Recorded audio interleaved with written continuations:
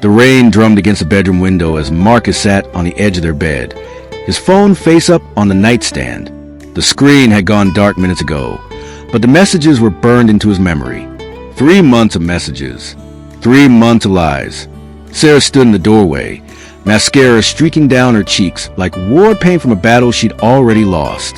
Her hands trembled as she clutched the doorframe, knuckles white against the wood. "Marcus, please," she whispered, her voice breaking. "Please let me explain." He didn't turn around. Couldn't. If he looked at her now, he wasn't sure what he'd see. The woman he'd loved for 6 years, or a stranger wearing her face. "His name is David," Marcus said quietly, each word measured and deliberate. "You met him at that conference in Boston. The one where you said the hotel Wi-Fi was terrible, which is why you barely called." He finally turned, his dark eyes meeting hers. "The Wi-Fi worked fine, didn't it?" Sarah's sob caught in her throat. She took a step forward, then stopped, as if an invisible barrier separated them. "I never meant for it to happen. It was just, he listened to me. He made me feel..." "Don't!" Marcus held up his hand. "Don't tell me how he made you feel. Don't make this about what you were missing, because I've spent 6 years trying to give you everything." "You did." Sarah rushed forward, dropping to her knees in front of him. "You do. That's what makes this so awful. You're perfect, Marcus. You've always been perfect." "Then why?" The question hung in the air between them, heavy and suffocating. Sarah's hands covered her face. "I don't know. God, I don't know. It was like I was watching someone else make these terrible decisions. The first time we had coffee, I knew I should walk away, but I didn't. And then there was lunch, and then..." She looked up at him, desperate. "I ended it. 2 weeks ago. I told him it was over. I chose you. I choose you." Marcus studied her face. The face he'd kissed awake 1,000 mornings. The face he'd imagined growing old alongside. She looked smaller somehow, diminished by her confession. "You ended it because you got caught," he said. "Your guilt didn't bring you to me. My friend Jake did, when he saw you leaving that hotel last week." "No." Sarah shook her head violently. "I was going to tell you. I swear I was. I couldn't live with the guilt anymore. It's been eating me alive." "Good," Marcus said, surprising himself with the coldness in his voice. "It should." They sat in silence for what felt like hours, but was probably only minutes. Outside, the rain had intensified, beating against the windows like it was trying to break through. Marcus thought about his parents, married 42 years, still holding hands at the dinner table. He thought about the ring he'd used his entire savings to buy, the way Sarah's eyes had lit up when he proposed on the beach at sunset. He thought about the future they'd planned, the house with the blue door, the 2 kids, the dog they'd already named Gatsby. All of it felt like stories about other people now. "I love you," Sarah said, her voice barely audible. "I know I don't deserve to say that anymore, but I do. I love you more than I've ever loved anyone. This was the biggest mistake of my life, and I would do anything to take it back." Marcus stood, moving to the window. His reflection stared back at him, superimposed over the rain-soaked street below. He looked tired, old. "My grandfather told me something once," he said. "He said that everyone deserves a second chance, but they have to earn it. That forgiveness isn't weakness. It's the hardest thing a person can do." Sarah's breath caught. "What are you saying?" He turned to face her. "I'm saying I don't know. I need time to think. He ran his hand over his face. "I need to figure out if I can ever trust you again." "I'll do anything."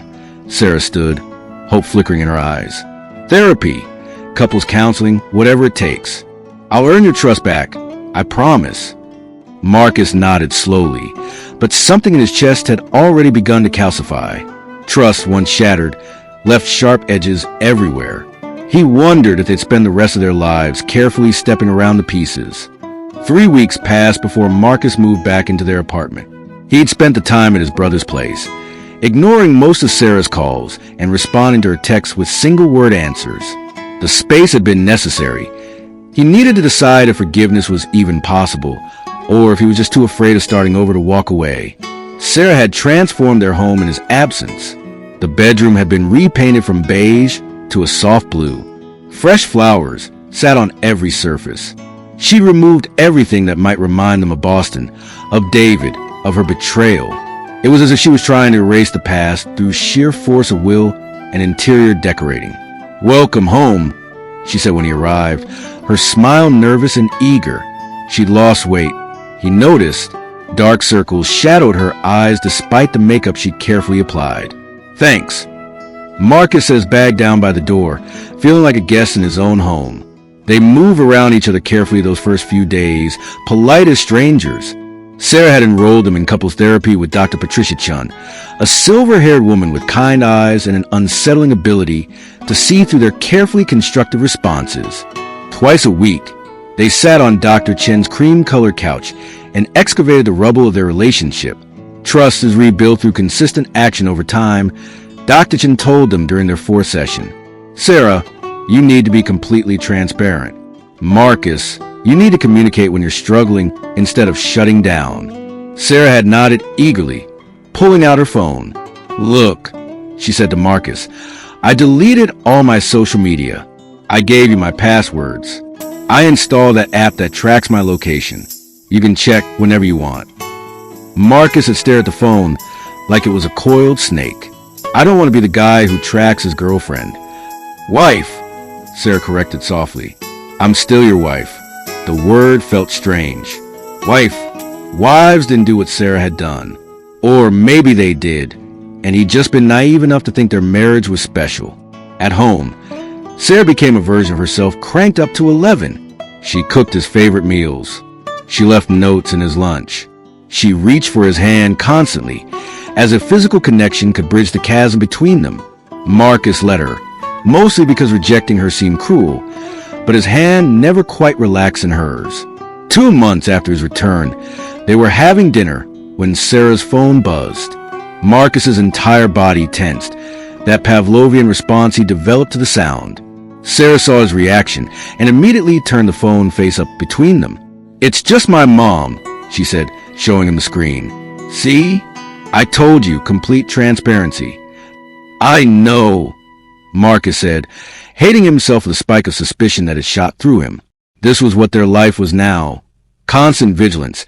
Every notification a potential landmine. That night, Sarah curled against him in bed for the first time since his return. "Thank you," she whispered into the darkness. "For what?" "For staying. For trying. I know it would have been easier to leave." Marcus stared at the ceiling, at the shadows cast by the streetlight outside. "My grandfather was right about second chances," he said finally. "Everyone deserves one." He felt Sarah's tears soak through his shirt. "I won't waste it. I promise you, Marcus. I won't waste it." For a moment, wrapped in the familiar warmth of her body against his, Marcus wanted to believe her. He wanted to believe that love was enough, that commitment and effort could stitch them back together stronger than before. Dr. Chun had talked about post-traumatic growth, about couples who survived infidelity and built something better on the other side. Maybe they could be one of those couples. Spring turned to summer. They took a weekend trip to the mountains, hiking trails, and taking photos that Sarah posted with captions about second chances and choosing love. Marcus's friends seemed relieved to see them together again. His mother had cried when he told her they were working things out, saying she'd been praying for them. The wound was healing, Marcus told himself. Slowly, painfully, but healing nonetheless. He was almost starting to believe it when Sarah came home late from a work dinner in September. She'd been drinking. He could smell wine on her breath when she kissed him hello. Nothing unusual, nothing concerning. But then his phone buzzed at 2 a.m. A message from Jake. "Man, I'm sorry. I saw Sarah tonight. She wasn't at a work dinner." Marcus's blood turned to ice. He looked over at Sarah, sleeping peacefully beside him, her face soft and innocent in the darkness. His phone buzzed again. A photo this time. Sarah, laughing, her hand on another man's arm outside a bar Marcus had never heard of. The timestamp read 11:47 p.m., less than an hour before she'd come home, and kissed him with wine-stained lips. Marcus sat there in the darkness, his phone glowing in his hand like a portal to a nightmare he'd thought they'd left behind. Marcus didn't sleep. He lay there in the darkness beside Sarah, listening to her gentle breathing, watching the rise and fall of her chest. Each breath felt like another lie, another betrayal. At 5 a.m., he got up and made coffee, his hand surprisingly steady as he measured out the grounds. Sarah found him on the couch an hour later, her phone in his hand. "Marcus." Her voice was thick with sleep. "What are you doing with my—" She stopped, seeing his face. The color drained from hers. "Oh, God." "His name is Tyler," Marcus said, his voice eerily calm. "You met him at the gym, the one you joined 3 months ago, to work on yourself. That's what you told me, right? Self-improvement." Sarah's hand flew to her mouth. "Marcus, no. It's not. It's not what you think. Don't." The single word cracked through the room like a whip. "Don't you dare insult me again. I found the messages, Sarah. All of them. Did you think I wouldn't check? After last time, did you really think I wouldn't eventually check?" She moved toward him, but he stood, holding up his hand to stop her.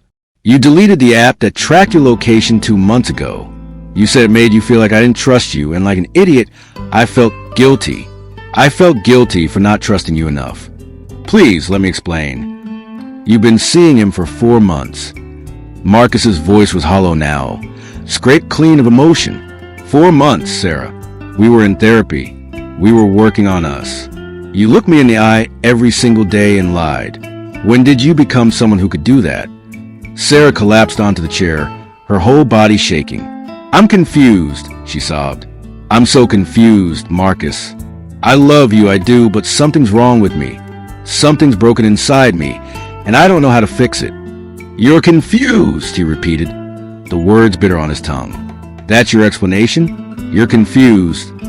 "I wanted what we had before," she said desperately. "That's all I wanted. But every time you looked at me, I could see it in your eyes. You were remembering. You couldn't forget, and I couldn't make you forget. And then Tyler was just there. He didn't know about my mistakes. With him, I could be someone who hadn't destroyed everything good in her life."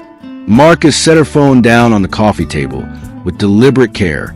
"So you destroyed it more thoroughly instead." "I'm sick." Sarah reached for him. "I think I'm actually sick, Marcus.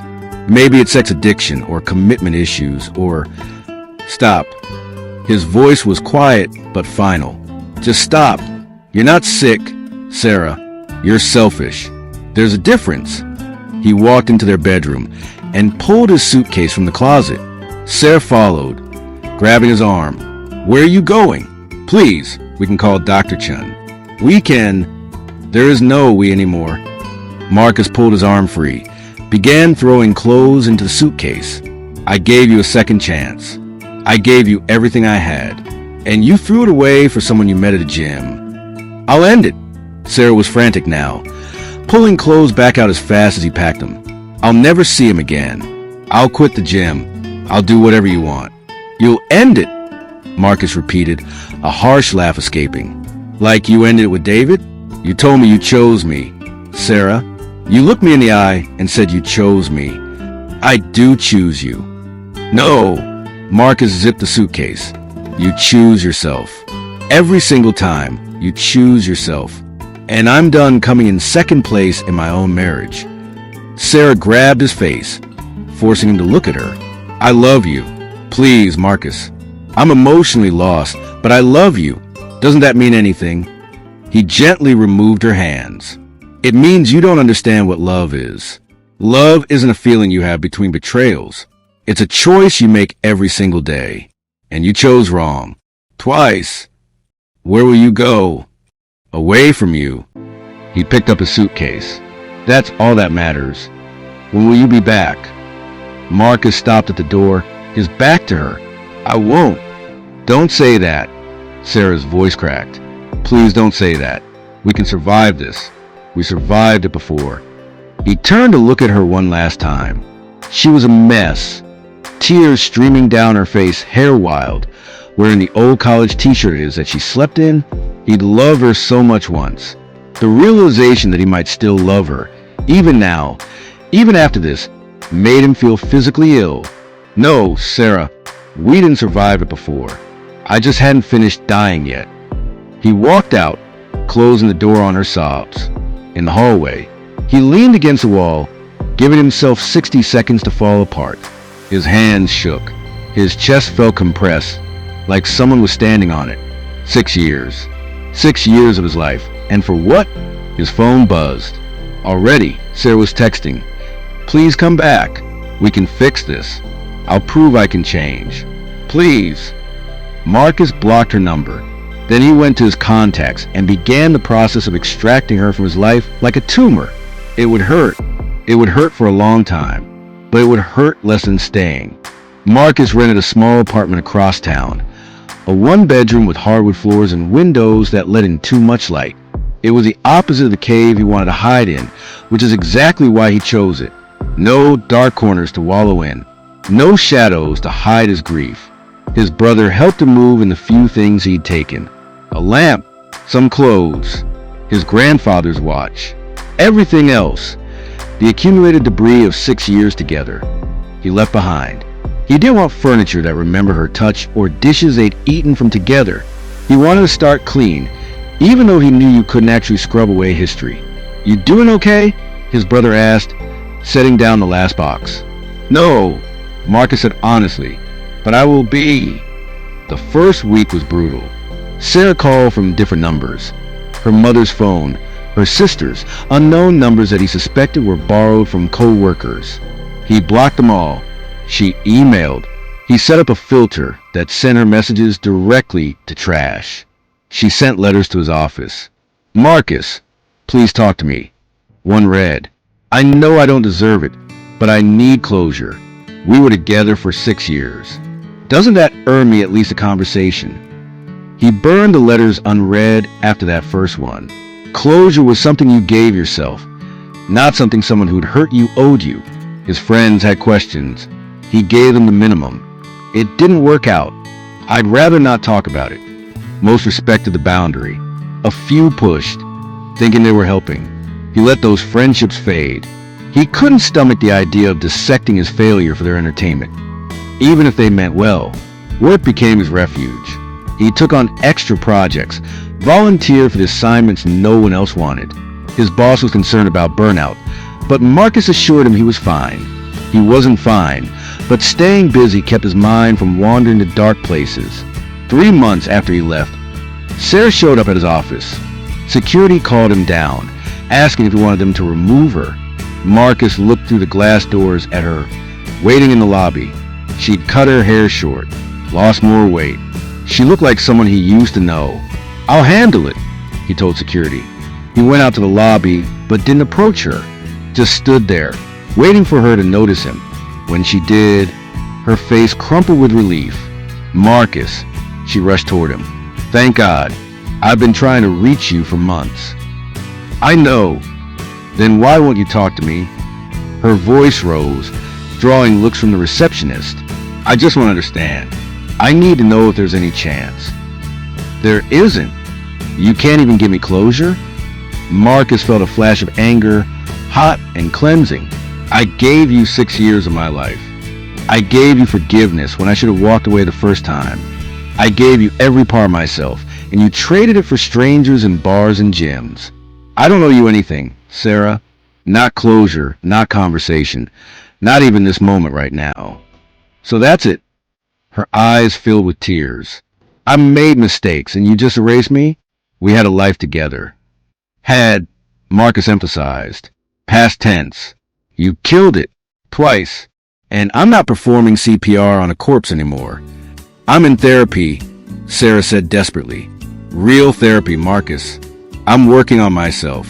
I understand now that I have attachment issues from my childhood and fear of intimacy and—" "Good," Marcus cut her off. "I hope therapy helps you. I genuinely do, but your healing journey doesn't require my participation. Don't I deserve to know why you won't even try?" The question hung in the air between them. Marcus thought about all the answers he could give. "Because you chose yourself over us. Twice. Because I can't spend my life waiting for the next betrayal. Because every time I looked at you, I saw the lies." But the real answer was simpler. "Because I deserve better," he said quietly. I deserve someone who doesn't have to work this hard to stay faithful. I deserve someone who chooses me the first time, every time, without confusion or doubt. Sarah flinched as if he'd slapped her. "You're right," she whispered.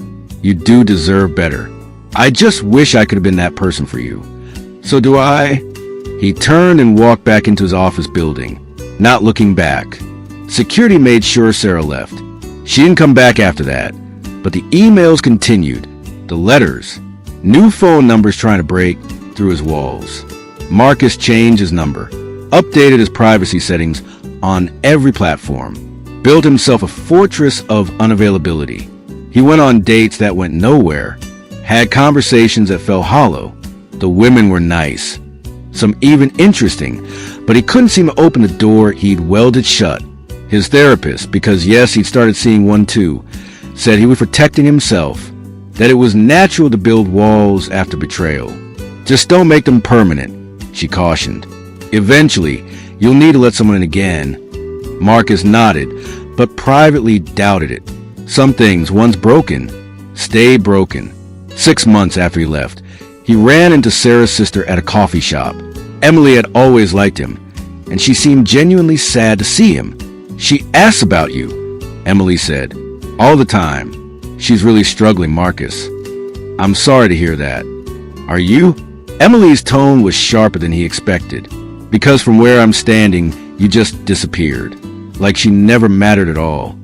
Marcus took a sip of his coffee, considering his words carefully. Sarah mattered very much. That's why it hurt so badly. But mattering doesn't mean I'm obligated to let someone keep hurting me. She made mistakes. She made choices, Marcus corrected, repeatedly.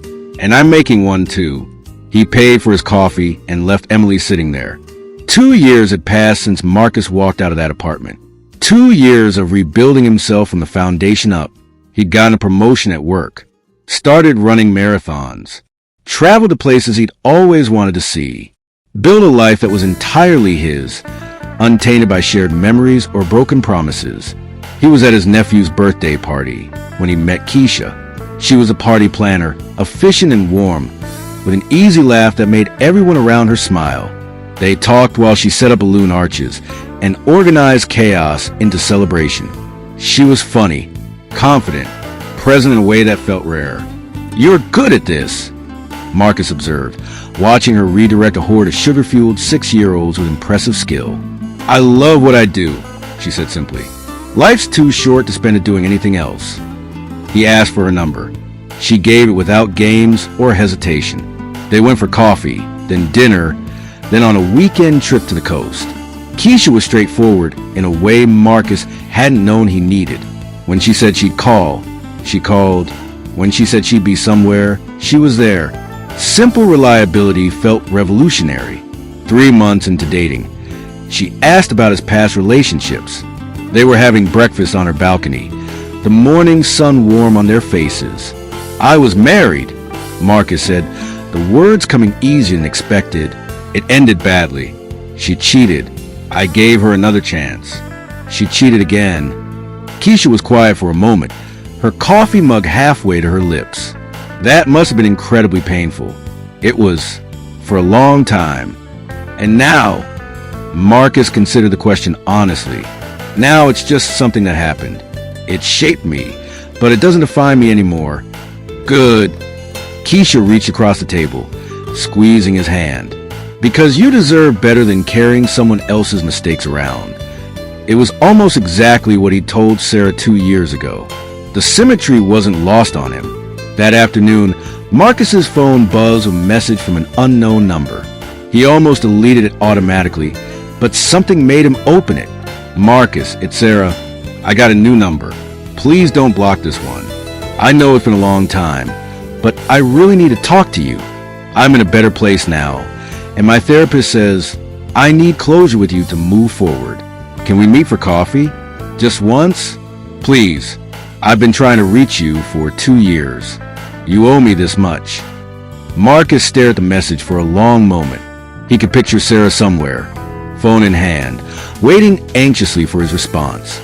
Part of him, a small, stubborn part that remembered the good times, felt guilty for not responding. But then he thought about the countless messages he'd ignored, the different numbers, the letters, the ambush at his office. He thought about how she'd said he owed her closure, as if his peace of mind was currency she could demand. Most importantly, he thought about Keisha making pancakes in the kitchen, humming off-key to some song on the radio.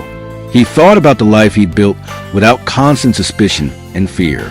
He thought about how far he'd come from the man who'd sat in the darkness with his wife's phone, heart breaking in real time. Marcus blocked the number. He didn't owe Sarah closure. He didn't owe her conversation or explanation or the satisfaction of knowing he'd read her words. He'd given her 6 years and 2 chances. That debt had been paid in full. Over the following months, more messages came. Different numbers, different email addresses. Even a message through LinkedIn that made him laugh at its audacity. Sarah's sister tried once more to broker a meeting. Her mother called his mother, asking her to help them reconnect. Marcus shut it all down with the same calm finality. No anger, no drama, no explanation, just silence.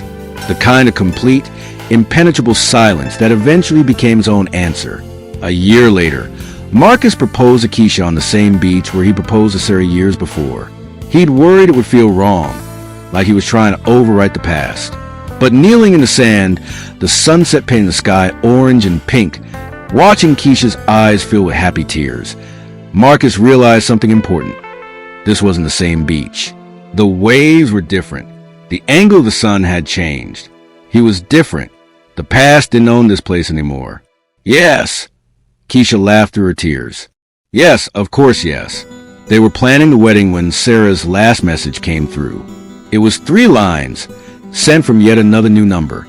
I'll always regret losing you. You were the best thing in my life, and I destroyed it. I hope you're happy, Marcus. I really do. I'm sorry I could never be who you needed. Marcus read it twice.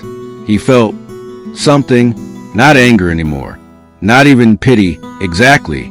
Just a distant sadness for the people they'd both been, and the future they'd imagined that would never exist. He showed it to Keisha. You want to respond? She asked, her voice carefully neutral. No, Marcus said, surprised by how easy the answer was. She's apologizing to herself more than to me. She wants me to absolve her, to tell her it's okay, to give her permission to stop feeling guilty. But that's work she has to do on her own. You've come a long way, Keisha observed. We both have. Marcus pulled her close.